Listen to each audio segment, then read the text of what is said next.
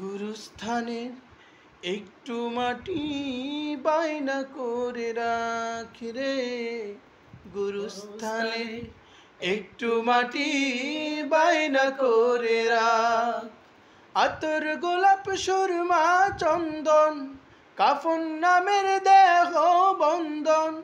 আতর গোলাপ সুরমা চন্দন কাফন নামের দেহ বন্ধন।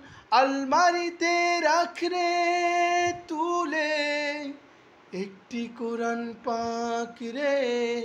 এক্ষুনি তোর আসতে পারে চলে যাওয়ার ডাক রে।